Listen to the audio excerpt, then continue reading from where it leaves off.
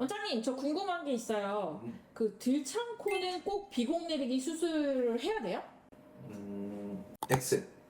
우리가 들창코에 대해서는 어쨌든 코가 짧은 거죠. 그래서 코가 이제 길어지고 싶은 사람들이 있는 거죠. 하지만 한 가지 여기서 생각을 한번 해보셔야 되는 게, 짧으니까 길어지고 싶은 건 맞아요. 근데 너무 길어지면은 이미지가 자칫 변할 수가 있어요.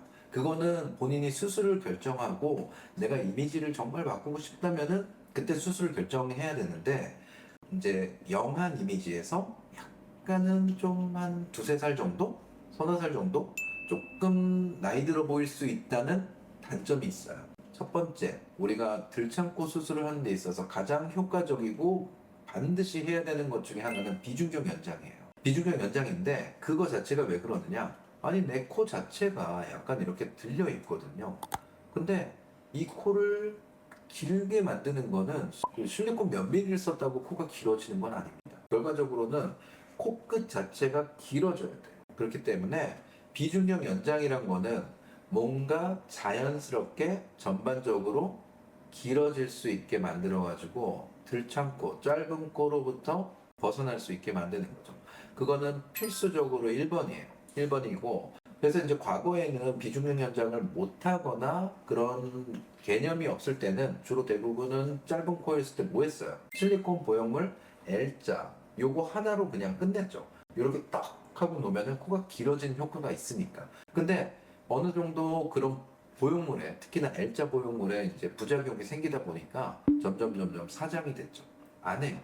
근데 지금은 그래서 어떻게 하냐, 연골 이식을 통해서. 근데 그것조차도 어디에 단순히 얹는 게 아니라 나의 코의 중간에 있는 비중격 자체가 길어지면서 주변 조직도 자연스럽게 같이 길어져야지 비율에 맞는 그런 이제 코 연장이 돼서 짧은 코, 들창코로부터 벗어날 수 있게 되는 거죠. 그리고 두 번째는 단순히 이제 피부가 괜찮다면은, 특히나 본인이 거울을 봤을 때 내 콧망울을 이루고 있는 피부 자체가 어느 정도 길이감이 된다면은 비중력 연장만으로 부족하네? 그러면 우리가 그 다음에 두 번째로 생각할 수 있는 거는 뻗침 이식이에요.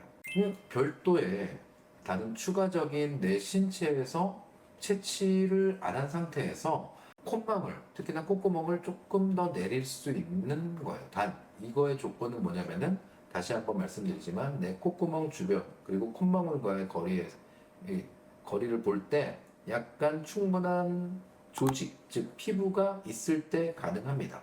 그리고 또 하나의 조건은 여기를 내릴 수 있는 충분한 강도의 직선 느낌의 연골이 있냐.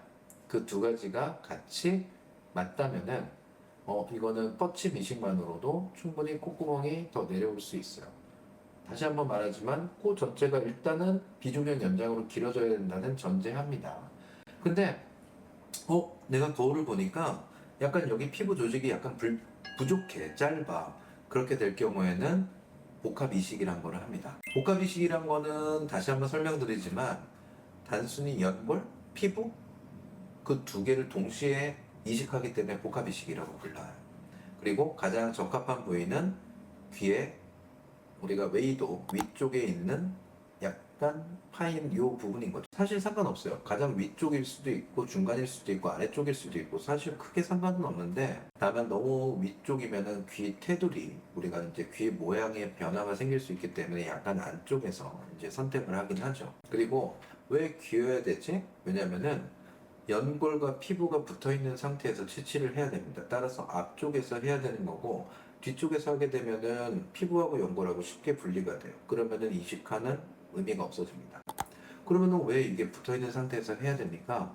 피부가 부족하기 때문에 피부를 늘려주는 효과를 내기 위해서는 밑부분에, 콧구멍 어때요? 밑부분이겠죠. 특히나 콧구멍 쪽에서 약간 윗부분, 그 방향으로는 피부가 덮어줘야 돼요. 그만큼의 갭이 생기기 때문에 그거는 피부가 보충이 되는 거고, 그 여기 위에 피부와 밑에 피부에 그다음에 그 사이에는 귀연골이 그 틈새를 다시 쪼그라들지 않게 버텨줘야 되는 거기 때문에 연골과 피부가 붙어 있는 상태에서 채취한 다음에 거꾸로, 그러면은 어떻게 되죠?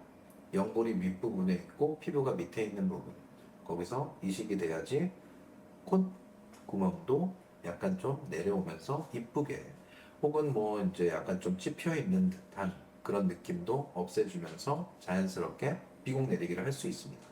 그리고 끝판왕이라고 할 수 있는, 우리가 외측에서 절개를 해서 완전히 이거는 흉터가 있는 거죠. 따라서 알라 로테이션이라는 그런 건데, 이건 어떻게 보면 조금 이해가 안 가는 그런 수술 방법이긴 해요. 그래서 어떻게 보면 끝판왕이죠. 끝판왕이고, 우리가 콧망울을 이루고 있는 주름이 있잖아요. 그 주름을 절개로, 그 주름을 중심으로 해가지고 바깥에서 절개를 한 다음에 이걸 끄집어내서 더 내린 상태에서 그냥 다시 꼬매는 방법입니다. 이 방법은 보통 우리가 일반적인 사람들한테는 사용을 할 수는 없고요.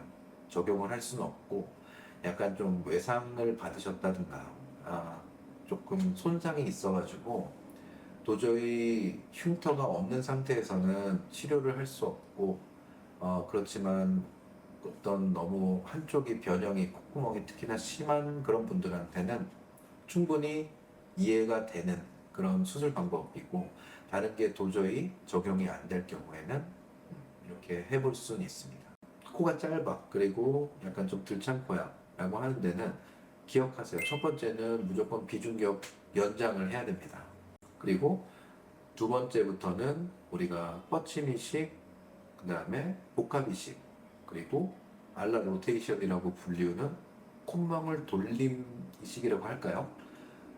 물론 이 세 번째 거는 너무 끝판왕이기 때문에 생각하실 필요 없고, 뻗침 이식과 복합 이식 둘 중에 하나가 반드시 필요할 수도 있고 안 할 수도 있고, 그래서 이런 방법이 있다라는 거를 알고 계시면은 본인이 이제, 물론 본인이 결정할 수는 없겠죠. 여기까지는.